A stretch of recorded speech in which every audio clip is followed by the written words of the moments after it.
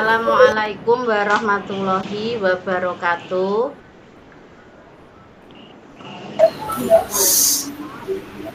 Yang terhormat Waalaikumsalam warahmatullahi wabarakatuh. Yang terhormat Ibu Jenny Purnawati SPD selaku Kepala SDN 1 Bangkle. Yang kami hormati Bapak Ibu Guru SDN 1 Bangkle. Yang kami hormati Bapak Ibu CGP Angkatan 9 Kabupaten Blora. Yang kami hormati dan kami banggakan Ibu Wiji Wahyuni SPD selaku calon guru penggerak Angkatan 9 yang pada hari ini akan menjadi narasumber untuk kegiatan diseminasi budaya positif di sekolah.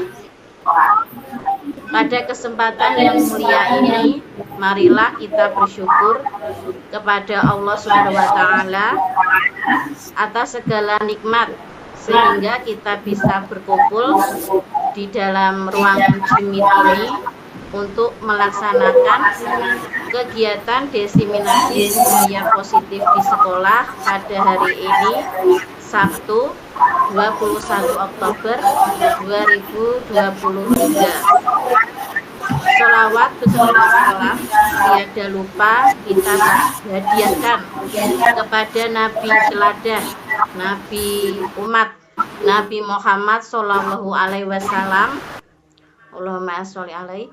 Semoga dengan seringnya bersolawat kita akan mendapatkan pertolongan beliau di hari akhir nanti. Amin amin ya robbal alamin. Bapak Ibu yang berbahagia, pada kesempatan ini izinkan saya sebagai moderator untuk menyampaikan susunan acara pada sore hari ini. Yang pertama pembukaan, yang kedua doa, yang ketiga penyampaian materi diseminasi budaya positif di sekolah, kemudian yang keempat penutup. Bapak Ibu semua, mari kita mulai acara pada sore hari ini dengan bacaan Bismillah bersama-sama. Bismillahirrahmanirrahim. Bismillahirrahmanirrahim. Untuk selanjutnya yaitu doa yang akan disampaikan oleh monggo Bapak Gufron. Bapak Gufron, bisa dipimpin doanya pada sore hari ini.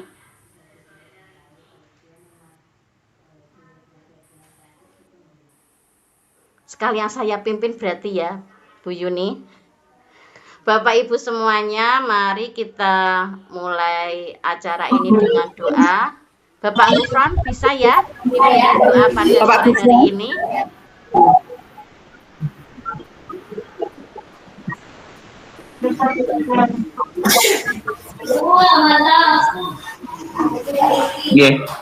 Sudah. Monggo Bapak Gufron dipimpin doa terlebih dahulu. Supaya kegiatan hari ini bisa berjalan dengan lancar dan kita semuanya yang berada di forum hari ini semoga bisa mengambil hikmah, khususnya adalah ilmu yang akan disampaikan pada narasumber. Marilah kita awali bersama-sama membaca Al-Fatihah. Intinya khususnya adalah semoga kegiatan hari ini bisa berjalan dengan lancar. Berdoa dimulai.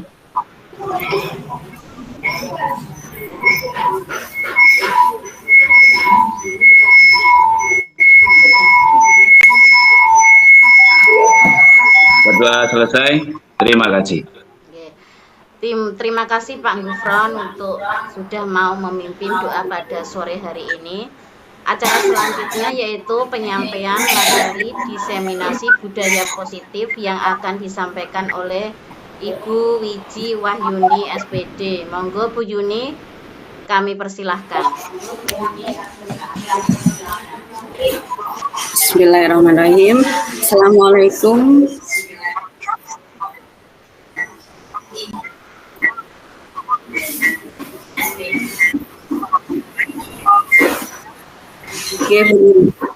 Oke, Bu Lina, terima kasih atas waktunya. Bismillahirrahmanirrahim. Assalamualaikum warahmatullahi wabarakatuh. Waalaikumsalam warahmatullahi wabarakatuh. Bapak Ibu semuanya, saya ucapkan terima kasih yang sebesar-besarnya karena pada sore hari ini Bapak Ibu semuanya bisa meluangkan waktunya untuk kegiatan saya pada sore hari ini.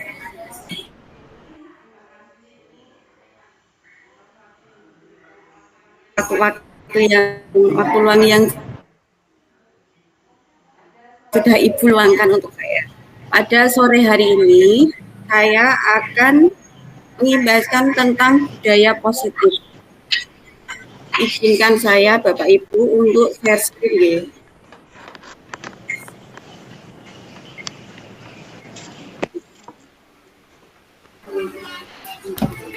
Apakah sudah terlihat Bapak Ibu di layar Bapak Ibu? Sudah, Bu. Sudah terlihat ya. Ampun. Sebelumnya kita sepakati terlebih dahulu tentang komitmen belajar pada sore hari ini. Untuk komitmen belajar kita yang pertama yaitu nyalakan kameranya. Nah, Bapak Ibu, saya mohon untuk menyalakan kameranya. Mengharuskan Bapak Ibu untuk menutup kamera. Saya persilakan, mungkin bisa di-chat. Yang kedua yaitu matikan mic. Jika tidak ada sesuatu yang pertanyaan atau apa, tolong dimatikan dulu mic-nya nggih Bapak Ibu. Yang ketiga, hadir seutuhnya. Hargai waktu bersama. Jadilah pendengar yang baik. Buatlah catatan. Klik raise hand di Zoom saat ingin bertanya. Gangguan teknik adalah hal yang biasa dalam sesi daring. Jadi Bapak Ibu tidak perlu khawatir ketika Bapak Ibu terpental dari Zoom ini, Bapak Ibu guru nanti bisa untuk kembali lagi masuk dalam room ini. Selanjutnya yaitu segera tinggalkan ruangan jika sudah selesai. Pripun Bapak Ibu dengan komitmen belajar hari ini, apakah Bapak Ibu semuanya setuju dengan komitmen belajar yang sudah saya sampaikan? Iya, Bu, setuju. Yes. Baik. Kalau terima kasih, saya lanjutkan. Sekarang penerapan budaya positif tentang filosofi pemikiran Ki Hajar Dewantara. Pendidikan ialah menuntun anak-anak agar mereka dapat mencapai keselamatan dan kebahagiaan yang setinggi-tingginya, baik sebagai manusia maupun anggota masyarakat. Dasar pendidikan anak berhubungan dengan kodrat alam dan kodrat zaman. Yang ketiga yaitu tentang sistem Among atau trilogi pendidikan Ki Hajar Dewantara. Ing ngarsa Sungtulodo, ing madya Mangunkarsa, dan tuturi Handayani. Ing ngarsa itu di depan atau di muka, maknanya menjadi seorang pemimpin harus mampu memberikan suri toladan bagi orang-orang di sekitarnya. Ing ngarsa ing madya Mangunkarsa, walaupun berada di tengah kesibukan, harus mampu membangkitkan dan memberikan semangat bagi orang lain. Yang selanjutnya yaitu tuturi Handayani, memberikan dorongan moral atau dorongan semangat. Nah, itu trilogi yang sudah diterapkan oleh Ki Hajar Dewantara. Salah satu tanggung jawab seorang guru adalah bagaimana menciptakan suatu lingkungan positif yang terdiri dari warga sekolah yang saling mendukung, saling belajar, saling bekerja sama sehingga tercipta kebiasaan-kebiasaan baik. Dari kebiasaan-kebiasaan baik akan tumbuh menjadi karakter-karakter yang baik warga sekolah.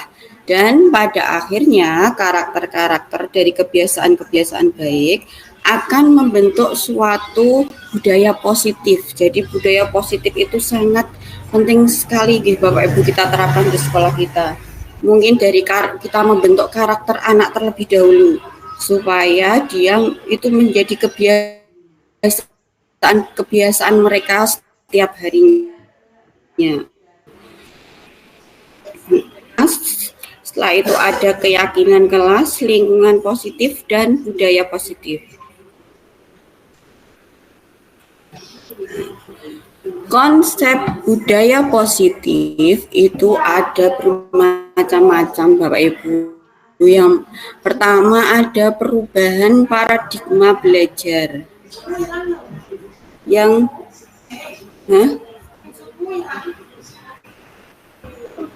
Maaf Bapak Ibu, terkendala sinyal gitu. Hilang ya Mbak? Yang pertama perubahan paradigma belajar. Yang kedua disiplin positif dan nilai-nilai kebajikan. Yang ketiga masih terlihat gitu Bapak Ibu? Masih terlihat apa sudah? Dilanjut saja. Masih. Terima kasih. Yang ketiga, teori motivasi, hukuman, dan penghargaan serta restitusi. Yang keempat, keyakinan kelas. Yang kelima, kebutuhan dasar manusia. Yang keenam, restitusi 5 posisi kontrol. Yang ketujuh, segitiga restitusi. Untuk konsep yang pertama, yaitu tentang perubahan paradigma belajar. Dalam membangun budaya positif, sekolah dapat menyediakan lingkungan yang positif, aman, dan nyaman agar siswa mampu berpikir, bertindak, dan mencipta dengan merdeka, mandiri, dan bertanggung jawab. Berarti lingkungan yang positif, lingkungan yang aman, lingkungan yang nyaman bagi siswa untuk belajar, kebersihannya juga dijaga. Terus menciptakan dengan merdeka. Jadi kita harus membuat pembelajaran di kelas itu bermakna. Mandiri supaya anak-anak itu bisa membentuk karakter anak-anak secara mandiri dan dia bisa bertanggung jawab tentang apa yang sudah dia lakukan. Disiplin sangat berkaitan dengan kontrol guru terhadap siswa. Nah, Bapak Ibu, sekarang Bapak Ibu semua kepalkan tangan Bapak Ibu. Sudah Bapak Ibu?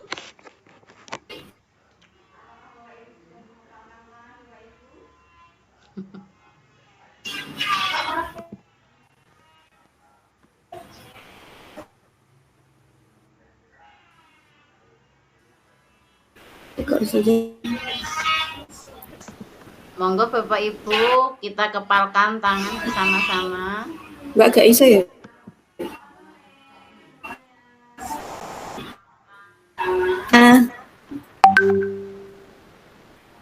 Selamat sore. Selamat sore semuanya Bapak Ibu. Sore. Tangannya. Apakah masih? Nah, terima kasih Bapak Ibu. Sekarang saya mohon Bapak Ibu untuk mengempalkan tangannya. Sudah? Bapak Ibu? Sudah, Bu. Sudah? Sudah. Saat kempalan Bapak Ibu di dalamnya ada sesuatu hal yang sangat berharga bagi Bapak Ibu. Nah, ketika saya memintanya Bapak Ibu untuk membukanya, apakah Bapak Ibu bersedia untuk membukanya untuk saya? Nanti saya kasih uang Bapak Ibu. Nanti saya kasih saya kasih uang yang banyak Bapak Ibu. Apakah Bapak Ibu bersedia untuk membukanya? Tidak, Bu. Apa Bapak Ibu tidak mau untuk membukanya? Karena ini sesuatu yang berharga dan tidak boleh ada orang tahu. Karena itu ada sesuatu yang berharga. Berarti kalau sesuatu itu hal yang bermanfaat, yang berharga bagi kita, berarti kita walaupun dikasih uang, dikasih hadiah, dikasih motor, dikasih mobil, Bapak Ibu tetap nggak mau. Tidak. Apa Bapak Ibu mau? Tidak. Tidak. Tidak mau. Kenapa ya Bu? Kenapa ya Bu? Kok tidak mau? Dikasih mobil loh Bu. Karena ada yang lebih berharga, Bu. Mau Bu kalau mobil Bu. Oh kalau Bu Delia mau. Kalau Bapak Ibu Karena ini apa dulu, Bu? kenapa?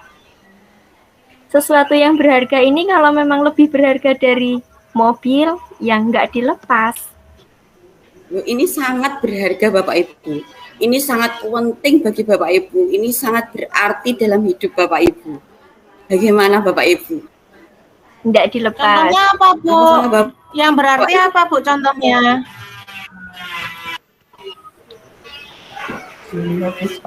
Nggak saya lepas, Bu. Nah,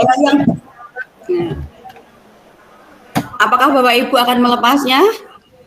Kalau itu merupakan Contohnya apa Bu? sangat berharga, tentu tidak akan dilepas. Contohnya apa yang nggak boleh dilepas sama mobil?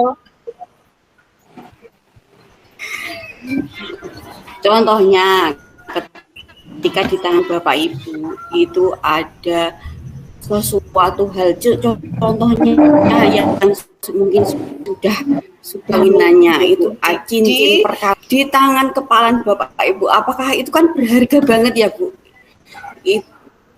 Apakah Bapak Ibu ingin melepasnya ketika Bapak Ibu dikasih hadiah uang yang nilainya itu lebih banyak dari harga cincin yang ada di dalam tangan Bapak Ibu? Bagaimana Bapak Ibu? Apakah Bapak Ibu tetap ingin mempertahankannya? Tetap ingin mempertahankan. Iya, saya tetap mempertahankan. Iya Bapak Ibu. Barang berharga itu memang harus kita jaga Bapak Ibu. Nah, begitu juga dengan kita itu, dengan anak-anak kita itu harus menjaga anak-anak didik kita dengan sekuat tenaga kita Bapak Ibu, agar mereka itu bisa menjadi orang yang lebih baik, tidak yang bisa membentuk karakter pribadi yang lebih baik. Nah, itu kita bayangkan diri kita sendiri aja. Kalau kita ini dengan iming-iming uang aja kita mau untuk melepaskan barang yang sangat berharga pada diri Bapak Ibu, gimana kita sebagai seorang guru itu bisa untuk mendidik anak? Berarti kita melepaskan anak begitu aja gitu Bapak Ibu. Nah, ini sangat berharga, berarti kita harus selalu menjaganya dengan baik. Suatu yang berharga itu harus kita jaga, kita lindungi, kita simpan dengan sebaik-baiknya ya Bapak Ibu. Itu perubahan paradigma teori kontrol, industri kontrol dari Dr. William Glasser untuk meluruskan beberapa miskonsepsi tentang kontrol. Yang pertama itu ilusi guru mengontrol murid. Ilusi berarti membayangkan ketika kita itu sedang mengontrol murid, sedang mengkondisikan murid di dalam kelas. Yang kedua itu tentang ilusi bahwa kritik dan membuat orang merasa bersalah dapat menguatkan karakter. Ketika anak itu salah, ketika anak itu melakukan suatu kesalahan, kalau kita biarkan saja, apakah mereka itu bisa menyadarinya Bapak Ibu? Ya. Selamat sore Bapak Ibu semua. Masih semangat? Saya Masih mendengarkan. Kita tepuk semangat dulu ya Bapak Ibu supaya lebih semangat ya. Iya, Bu. Boleh? Ya, monggo Bu, tepuk semangatnya untuk dipimpin. Kita ajarkan anak-anak di kelas.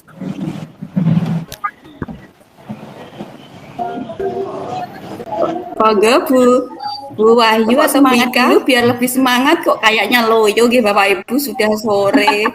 Mungkin Bapak Ibu bingung ini mau jemput anak ngaji, mau mungkin ini belum masak atau mungkin mau kemana belum dandan.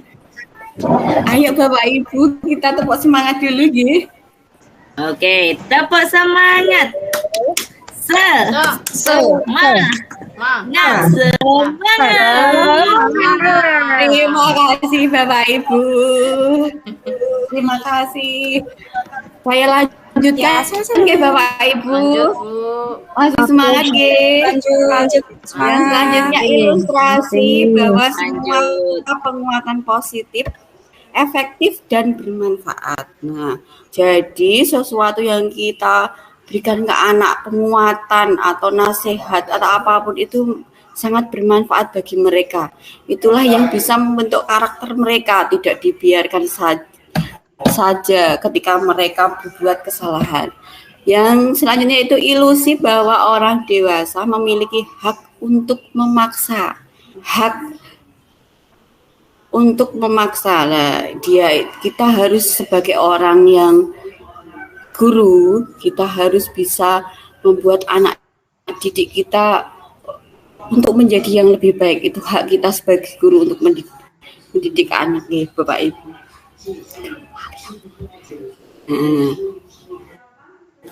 Siapa sesungguhnya yang memiliki kontrol? Di sini ada dua perbedaan, yaitu stimulus respon dan teori kontrol atau pilihan. Yang stimulus respon kita mencoba mengubah orang agar berpandangan sama dengan kita.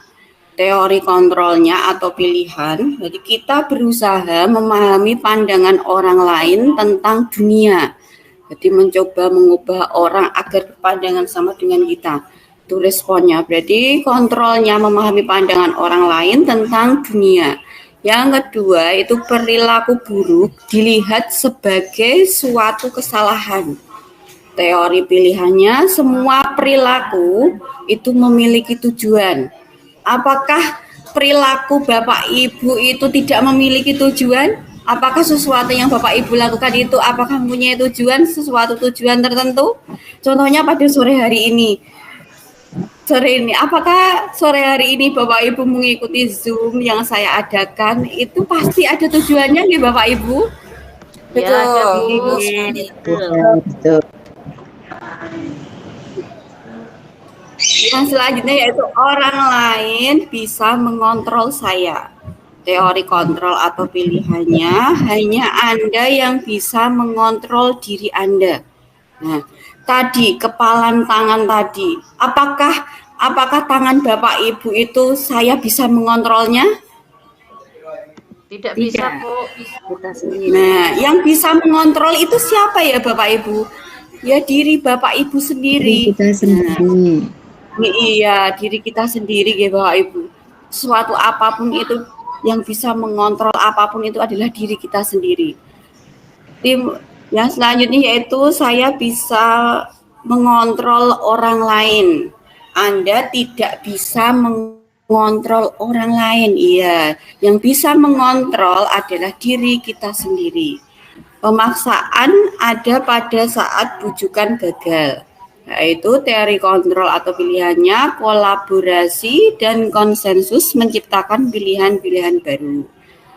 Model berpikir menang atau kalah, teori kontrolnya yaitu model berpikir menang-menangan. Nah, sekarang kita lanjutkan konsep yang selanjutnya yaitu tentang disiplin positif. Bapak Ibu, menurut Bapak Ibu itu apa sih makna disiplin? Monggo Bapak Ibu, disiplin. Mentaati aturan. Mentaati aturan. Patuh. Terus apa lagi ya Bapak Ibu? Datang tepat waktu. Ayo Bapak Ibu supaya tidak ngantuk. Apa menurut Bapak Ibu disiplin? Oh di sekolahan Bapak Ibu selalu mungkin setiap upacara kedisiplinan itu selalu diterapkan ke anak. Makna disiplin itu apa nih Bapak Ibu? Tadi ada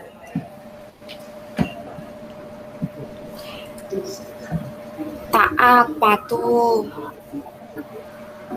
Taat, patuh. Ya.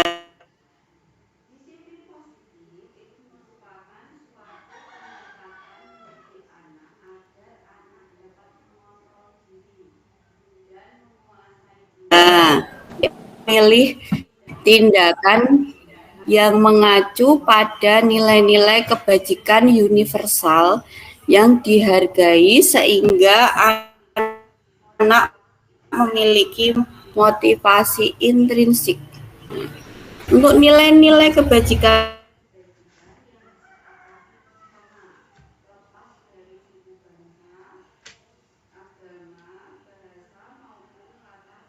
bangsa maupun nilai-nilai kebajikan adalah sifat-sifat positif manusia yang merupakan tujuan mulia yang ingin dicapai setiap individu.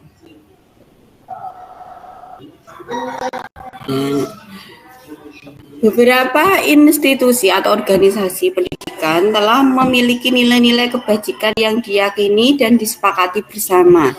Salah satunya adalah nilai-nilai kebajikan yang ingin dicapai oleh setiap anak Indonesia yang kita kenal dengan profil pelajar Pancasila. Masih ingat Bapak Ibu tentang lagu profil pelajar Pancasila? Lupa Bu. Sudah hafal Bapak Ibu? Sudah. Ini ada Bapak Ibu yang sudah hafal. Boleh kita nyanyikan bersama-sama ya Bapak Ibu di saat sore-sore hari ini biar tidak ngantuk, biar tidak lelah, biar tetap semangat. Kita nyanyikan bersama-sama ya Bapak Ibu. Ya. Ya, siap. Kita mulai. Ini Bapak Ibu.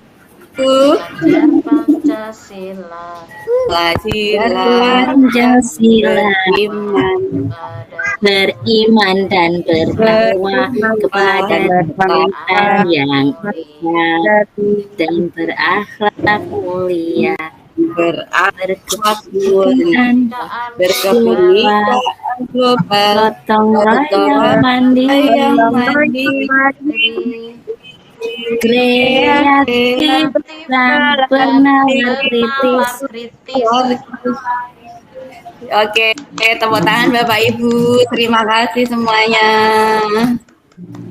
Profil pelajar Pancasila yang kita terapkan di sekolah kita itu ada beriman dan bertakwa kepada Tuhan Yang Maha Esa dan berakhlak mulia. Yang ada berkebenekaan global, bergotong royong, mandiri, kreatif, dan bernalar kritis. Sekarang kita masuk ke teori motivasi, hukuman, dan penghargaan, serta restitusi. 3 motivasi perilaku manusia. Yang pertama, untuk menghindari ketidaknyamanan atau hukuman. Yang kedua, untuk mendapatkan imbalan atau penghargaan dari orang lain. Yang ketiga, untuk menjadi orang yang mereka inginkan dan menghargai diri sendiri dengan nilai-nilai yang mereka percaya. Hukuman, konsekuensi, dan restitusi. Tindakan terhadap suatu pelanggaran pada umumnya berbentuk hukuman atau konsekuensi. Dalam program disiplin positif dinamakan dengan restitusi. Restitusi adalah proses menciptakan kondisi bagi murid untuk memperbaiki kesalahan mereka sehingga mereka bisa kembali pada kelompok mereka dengan karakter yang lebih kuat.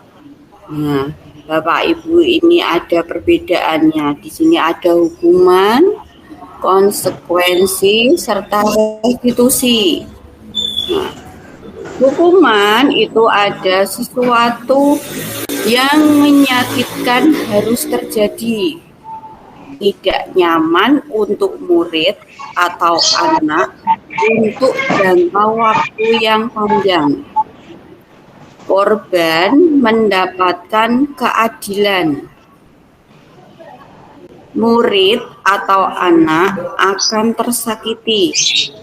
Perilaku pasif, agresif itu meningkat. Sedangkan konsekuensi itu sesuatu harus terjadi.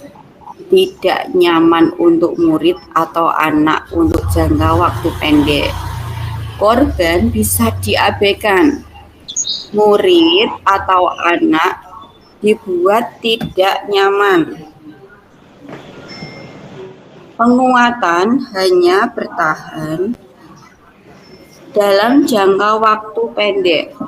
Sedangkan restitusi merupakan pilihan. Menguatkan untuk murid atau anak dalam jangka waktu panjang. Korban mendapatkan ganti. Murid atau anak mendapatkan penguatan. Masalah bisa terpecahkan. Nah, di sini ada hukuman, konsekuensi, serta restitusi. Nah, ini ada konsep disiplin dengan identitas yang gagal, Bapak Ibu. Ini ada hukuman serta penghargaan.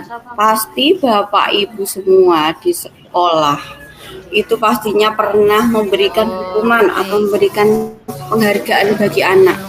Itu tidak, sebenarnya tidak diperbolehkan ya Bapak Ibu.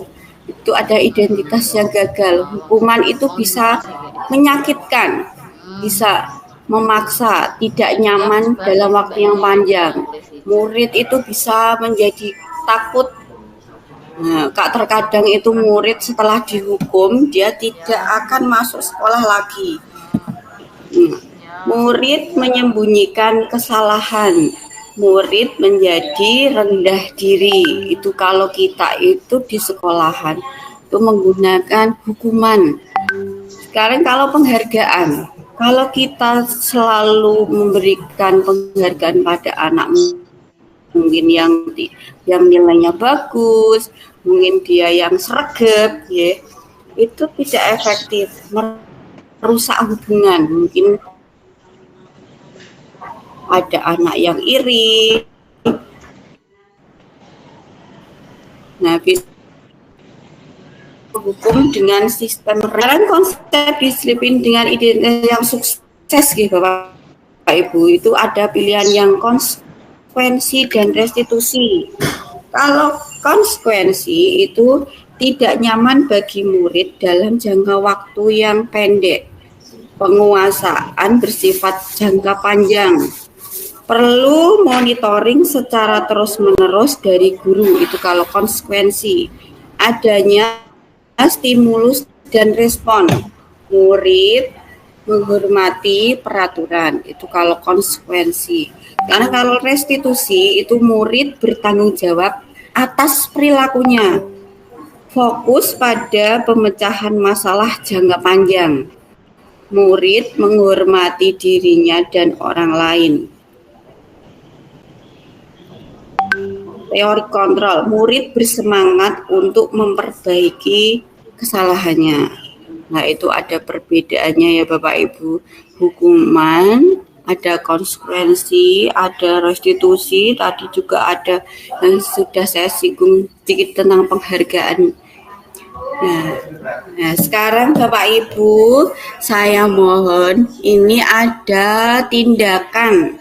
Ini ada tindakan-tindakan ini termasuk hukuman atau konsekuensi nggih Bapak Ibu. Yang pertama itu ada mencatat 100 kali di dalam buku. Nah, itu termasuk hukuman atau konsekuensi nggih Bapak Ibu.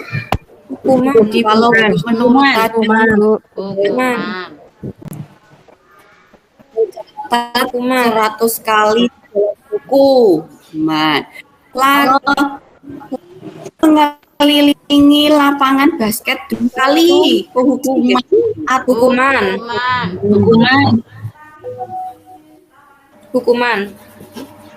hukuman. Nah, pelajaran PJOK itu termasuk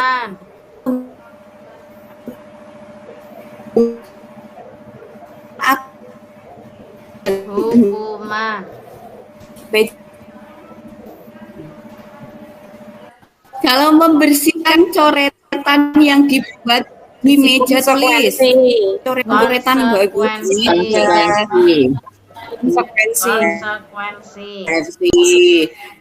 Murid diminta untuk push up 15 kali karena tidak masker. Hukuman.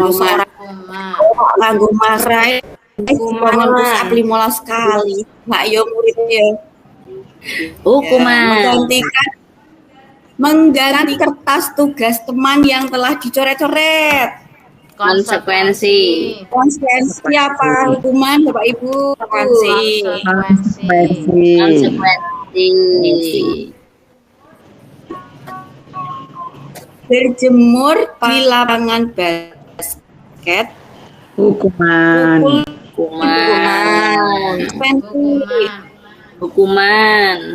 Murid diminta bertelanjang ini sepanjang hari. Hukuman apa konsekuensi ya Bapak Ibu? Hukuman. Nah, jawaban Bapak Ibu. Nah, ini gimana Bapak Ibu? Jawabannya betul semua atau ada yang salah? Betul semua. Betul semua gitu Bapak Ibu. Sudah paham tentang bedanya hukuman, konsekuensi, ada penghargaan, ada restitusi. Pasti semangat Bapak Ibu. Semangat. Makasih. Habis makan bakso semangat dong. Saya sambil makan Tadi habis makan bakso dulu sebelum ikut jimit. Oh, biar saya lagi 50%. Ya, siang-siang gini sebelum jadwal jimit dimulai makan bakso. Mungkin di samping Bapak Ibu ada jajan-jajan, ada minum. Boleh diminum es tehnya Bu, Bapak Ibu. Soalnya cuacanya masih panas seperti ini. Yang keempat, yaitu ada keyakinan kelas. Mengapa keyakinan kelas bukan peraturan kelas? Mungkin Bapak Ibu ada yang bisa menjawab. Mengapa Karena itu kalau kita harus membuat keyakinan? Karena kalau keyakinan kelas itu dibuatnya berdasarkan kesepakatan, bersama-sama dibahas dengan anak-anak dan menyepakati kalau kita besok harus bisa ya, konsekuensi nih udah buat bareng-bareng, jadi semuanya harus disiplin melaksanakan. Kalau peraturan kelas? Ya, mengapa keyakinan kelas bukan peraturan kelas? Kalau kita membuat keyakinan kelas, betul kata Bu Menik ya tadi ya. Berdasarkan kesepakatan. Iya, jadi anak itu akan lebih bersemangat untuk menjalankan. Kalau peraturan kan kita udah menentukan ya Bapak Ibu. Oh peraturannya begini. Nah, mungkin Iya, sepihak. Kalau ini udah berdasarkan kita kesepakatan bersama dan mereka itu pasti sebagian besar itu pasti akan untuk mematuhinya apa yang sudah mereka utarakan bersama-sama, kita buat bersama-sama, kita sepakati bersama-sama. Nanti ketika mereka tidak mematuhi keyakinan yang sudah mereka buat, mereka kan juga membuat, oh iya konsekuensinya apa ketika mereka tidak untuk mematuhi keyakinan kelasnya. Jadi mengapa bukan keyakinan kelas, bukan peraturan kelas, karena lebih bersemangat untuk menjalankan keyakinannya daripada hanya sekedar mengikuti peraturan. Ini ada mengapa kita perlu peraturan harus menggunakan helm bila mengendarai kendaraan roda 2. Ini contohnya ya Bapak Ibu. Mengapa kita perlu memiliki peraturan 3M, menggunakan masker, mencuci tangan, dan menjaga jarak 1,5 meter. Inilah perbedaannya antara peraturan dan keyakinan kelas.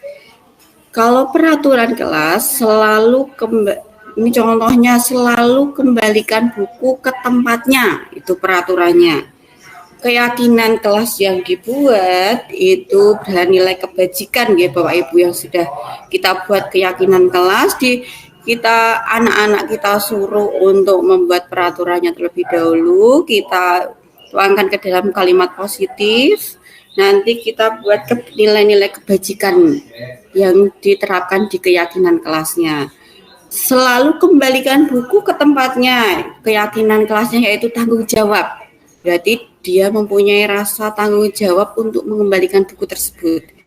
Jadi keyakinan kelas yang diunggah itu tanggung jawab. Berarti tanggung jawab kan tanggung jawab apapun ya, bukan hanya untuk mengembalikan buku di tempatnya. Dilarang mengganggu orang lain. Keyakinan kelasnya yaitu menghormati orang lain. Dilarang mengganggu, dilarang mencolek-colek, dilarang mencontoh atau itu kan keyakinannya bisa, kalimat kebajikan yang kita bisa terapkan itu adalah menghormati orang lain dalam hal apapun. Hadir di sekolah 15 menit sebelum pembelajaran dimulai. Jadi menghormati orang lain sekaligus berkomitmen. Oh iya, berarti kalau kita mempunyai komitmen, saya besok harus ada peraturan kelas yang hadir di sekolah 15 menit sebelum pembelajaran. Itu komitmen bersama, berarti anak itu akan lebih semangat lagi untuk datang ke sekolah sebelum 15 menit mungkin sebelum pelajaran mereka sudah datang. Dilarang melakukan kekerasan. Nah, kekerasan sekarang itu banyak pembulian di Bapak Ibu, banyak.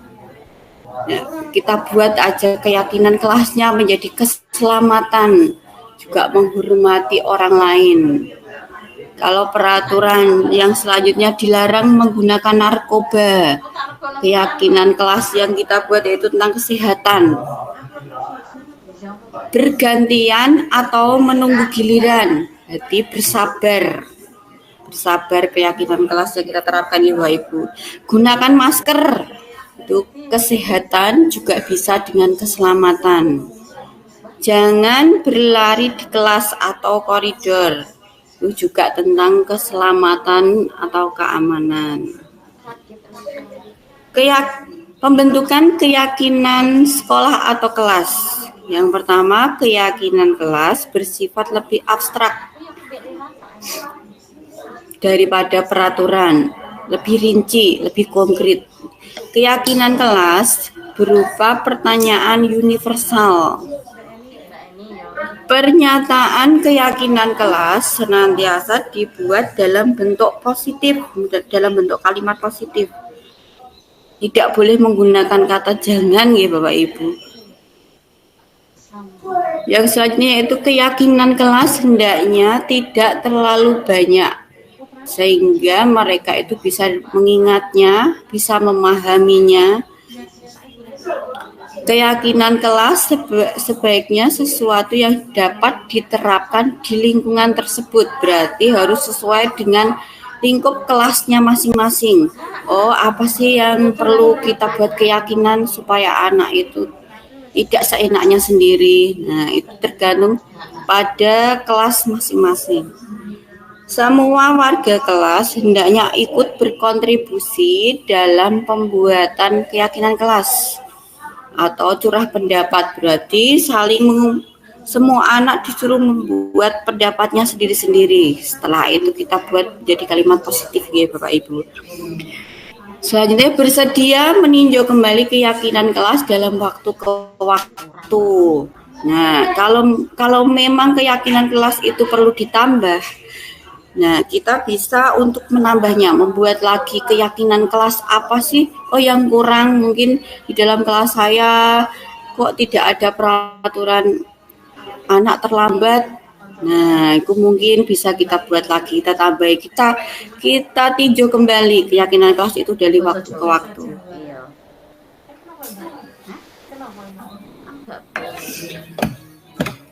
Kita lanjutkan kebutuhan dasar manusia. Kebutuhan dasar, setiap tindakan murid dilakukan untuk memenuhi kebutuhan dasar mereka. Kebutuhan dasar manusia itu ada 5. Yang pertama, kebutuhan untuk bertahan hidup. Yang kedua, cinta dan kasih sayang. Yang ketiga, kebebasan. Yang keempat, kesenangan. Yang kelima, kekuasaan.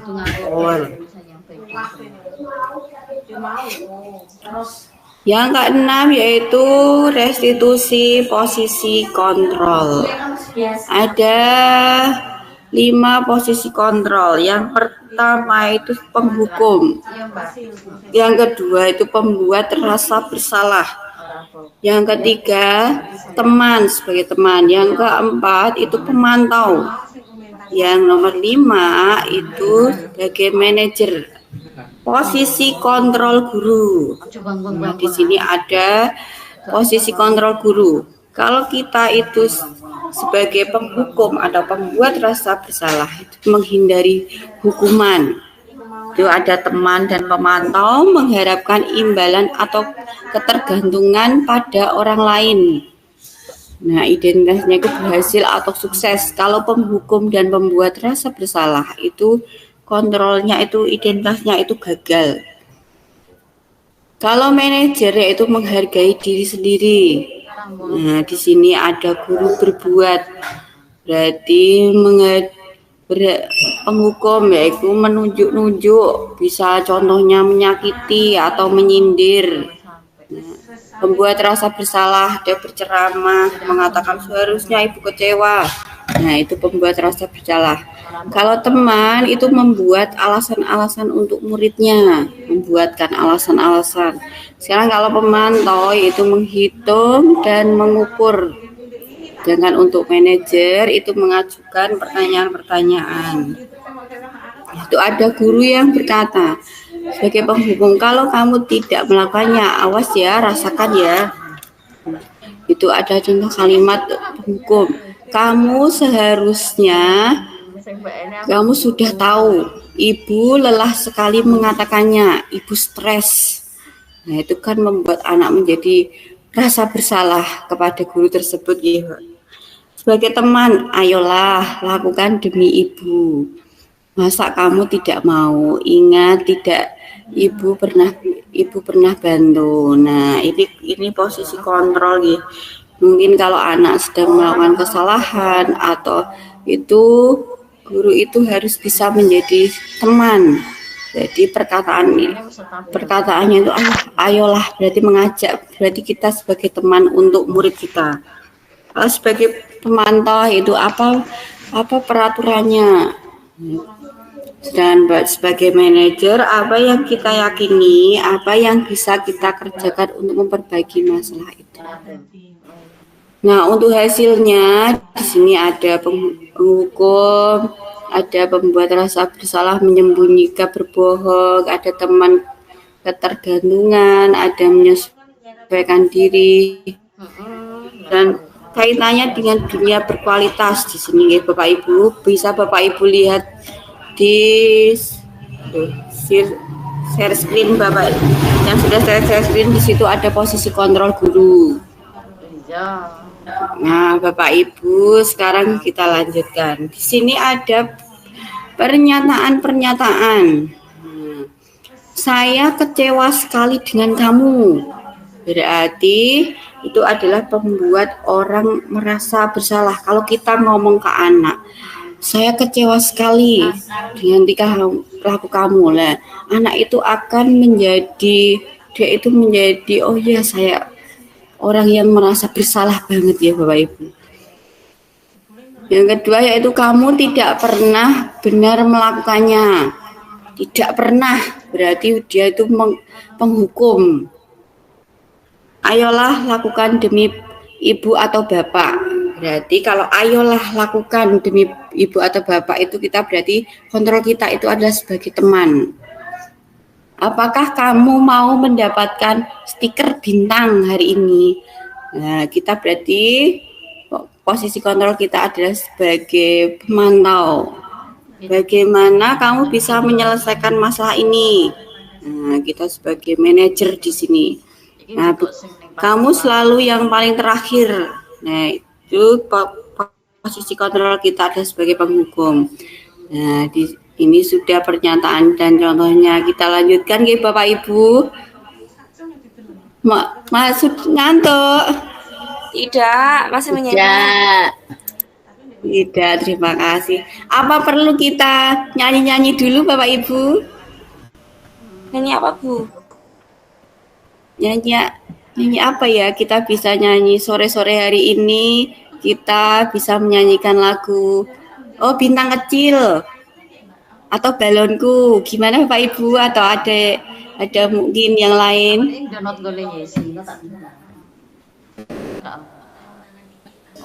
Pripun Bapak Ibu? Masih ngantuk? Enggak ngantuk, Bu. Sangat baik. Masih semangat, Bu. Masih Ada semangat, cuma suaranya serak. Tepuk satu. Tepuk satu. Yes. Tepuk dua. Oke. Tepuk tiga. Semangat. Tepuk empat. Konsen. Tepuk lima. Siap Jimit. Belajar. Oh ya, siap Jimit, siap belajar di sini guys Bapak Ibu. Saya lanjutkan. Lanjut. Siap Jimit. Yang selanjutnya yaitu tentang segitiga restitusi. Proses menciptakan kondisi bagi murid untuk memperbaiki kesalahan mereka sehingga mereka bisa kembali pada kelompok mereka dengan karakter yang lebih kuat. Melalui restitusi, guru dapat membantu murid menjadi lebih memiliki tujuan, disiplin positif, serta memulihkan dirinya setelah berbuat salah. Yang kedua, membantu murid untuk jujur pada diri sendiri dan mengevaluasi dampak dari kesalahan yang dilakukan. Yang ketiga, memberikan penawaran bukan paksaan.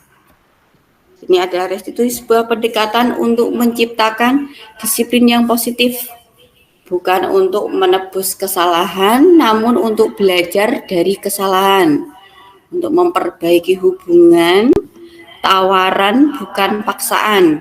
Restitusi menuntun untuk melihat ke dalam diri. Restitusi mencari kebutuhan dasar yang mendasari tindakan. Restitusi diri adalah cara yang paling baik. Restitusi fokus pada karakter bukan tindakan. Restitusi fokus pada solusi. Restitusi mengembalikan murid yang berbuat salah pada kelompoknya. Nah, ada segitiga restitusi itu ada tiga. Yang pertama yaitu menstabilkan identitas. Yang kedua itu ada menanyakan keyakinan. Yang ketiga itu ada validasi tindakan yang salah. menstabilkan identitas untuk membuat anak yang merasa gagal karena berbuat salah menjadi positif terhadap dirinya. Berbuat salah itu adalah hal yang manusiawi. Tidak ada manusia yang sempurna. Bapak atau ibu juga pernah berbuat salah. Kita pasti bisa menyelesaikan permasalahan ini. Bapak atau ibu tidak tertarik untuk mencari tahu siapa yang benar, siapa yang salah. Bapak ibu lebih tertarik untuk menyelesaikan masalah. Nah, di sini menstabilkan identitas. Kalau kamu menyalahkan dirimu sendiri terus-menerus, apakah kamu bersikap baik pada dirimu sendiri? Ini tahapan segitiga restitusi yang pertama, menstabilkan identitas. Yang kedua yaitu validasi tindakan yang salah. Membantu murid mengenali kebutuhan dasar yang ingin dipenuhi ketika melakukan kesalahan itu. Nah, setelah menstabilkan identitas, kita validasi tindakan yang salah. Bisa dengan kamu pasti punya alasan mengapa melakukannya. Apa yang penting bagi kamu? Kamu boleh tetap berusaha menjaga sikap itu, tapi tambahkan sikap yang lain, yang baru. Maukah kamu belajar cara lain untuk mendapat yang kamu butuhkan tanpa harus memukul? Apakah kamu bisa melakukan lebih baik besok pagi? Nah, yang ketiga yaitu menanyakan keyakinan. Setelah tadi ada anak yang bersalah, kita tidak langsung menghukumnya, kita melalui tahapan segitiga restitusi, yaitu yang pertama tadi menstabilkan identitas, yang kedua itu validasi tindakan yang salah, yang ketiga itu menanyakan keyakinan. Anak melihat kesalahannya dihubungkan dengan norma sosial dan nilai-nilai yang mendasari manusia berinteraksi dengan orang lain. Contohnya, apa nilai yang kita percaya di kelas atau sekolah kita? Nilai-nilai umum apa yang telah kita sepakati? Kelas yang ideal itu seperti apa sih? Kamu ingin jadi anak seperti apa? Apa yang kamu rasakan ketika kamu melakukan itu? Kamu menjadi orang yang seperti apa? Nah, ini Bapak Ibu, saya sudah melakukan segitiga restitusi di kelas saya. Nah, ini saya buat videonya. Silahkan untuk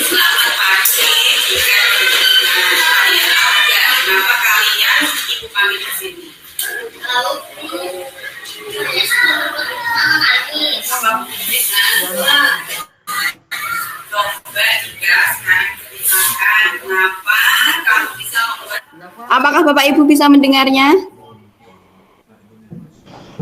Bisa. Ya, bisa mendengar. Saya lanjutkan ya Bapak Ibu.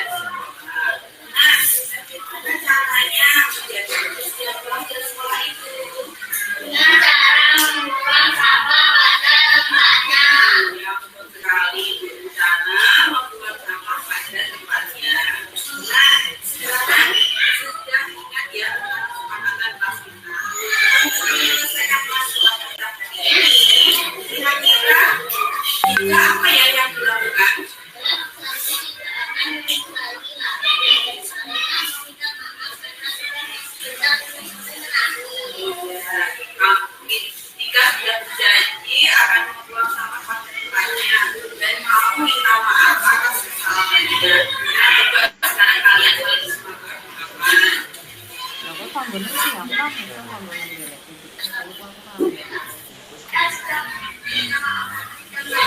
Bu.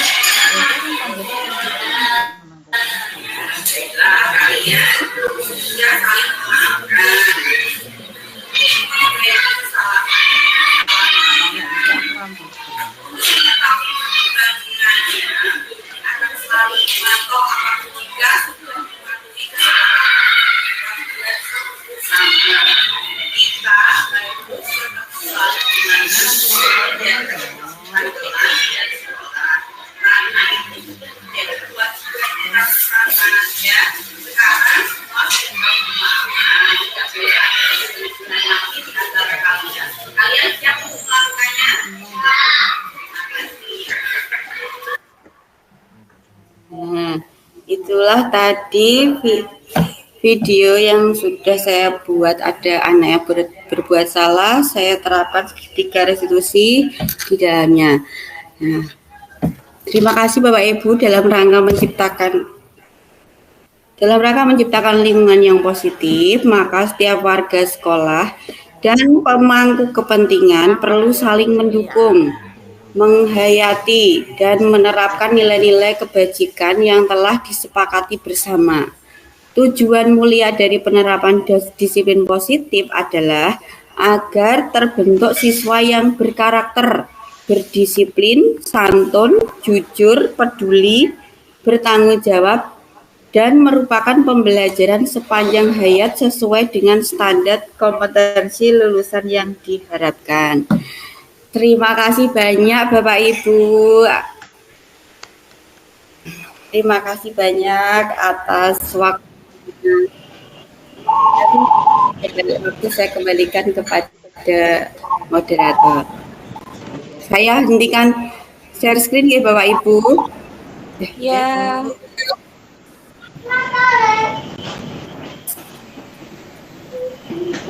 Bapak Ibu, demikian tadi presentasi pengimbasan budaya positif di sekolah yang sudah disampaikan oleh Ibu Wiji Wahyuni SPB.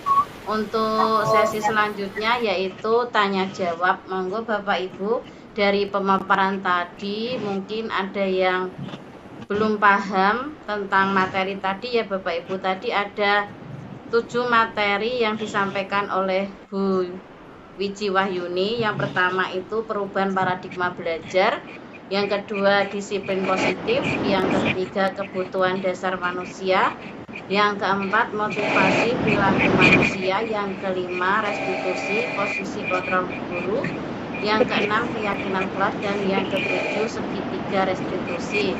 Monggo Bapak Ibu, bila ada yang belum paham bisa ditanyakan. Apakah ada yang mau bertanya? Oh iya, monggo Bu Nikmatul Fitriah, monggo. Silakan. Assalamualaikum warahmatullahi wabarakatuh. Waalaikumsalam warahmatullahi wabarakatuh. Terima kasih untuk waktunya. Saya cuma ingin tahu apakah Bu Yuni sudah membuat keyakinan kelas di kelasnya Bu Yuni sendiri. Kalau misalnya sudah, coba dibagikan Bu, biar kami teman-teman satu sekolah bisa mengikuti yang sudah Bu Yuni buat. Terima kasih. Assalamualaikum warahmatullahi wabarakatuh. Waalaikumsalam. Sudah Ibu. Sudah Bapak, sudah Ibu Meni, saya sudah membuat keyakinan kelas dengan anak-anak. Tadi memang di PPT saya mau saya tampilkan waktu saya membuat keyakinan kelas, karena itu panjang sekali, jadi tidak saya tampilkan di situ, G. Nanti kita satu sekolah, besok saya akan memberikannya kepada Bu Meni. Saya akan membagikannya kepada Bu Meni. Oke. Terima kasih. Bu Meni. Terima kasih. Bisa sharing-sharing ya Bu Meni. Nanti mungkin ada yang kurang atau apa kita bisa menambahi. Bapak Ibu semuanya nggih. Kita bisa sharing-sharing tentang keyakinan kelas. Gimana ini sudah betul apa tidak. Terima kasih Bumi. Ya. Sama-sama. Oke. Bu Wiji Wahyuni nanti bisa disampaikan dengan teman-temannya di SDN 1 Bangkling, Ibu, bagaimana pembuatan keyakinan kelas yang Bu Yuni buat. Monggo, silakan Bapak Ibu bila ada pertanyaan yang lain.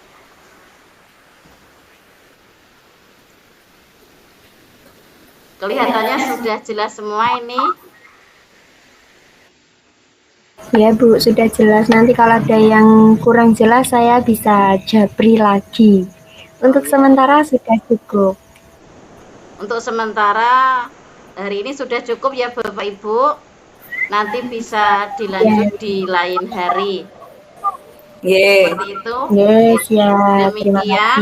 kasih. Demikian pengimbasan budaya positif di sekolah yang sudah disampaikan oleh Bu Wiji Wahyuni. Saya sebagai moderator di sini mengucapkan terima kasih kepada Bapak Ibu semuanya. Dan saya meminta maaf bila ada salah atau tutur kata ya Bapak Ibu. Wabillahi taufik wal hidayah. Wassalamualaikum warahmatullahi wabarakatuh. Waalaikumsalam. Terima kasih Bapak Ibu semuanya. Sama-sama. Undur diri. Semangat Mbak. Ayo madang sih. Bisa ya, kalau mungkin ada satu bisa meninggalkan liftnya. Terima kasih. Sama-sama ruangannya. Terima kasih. Saya tutup dulu lagi.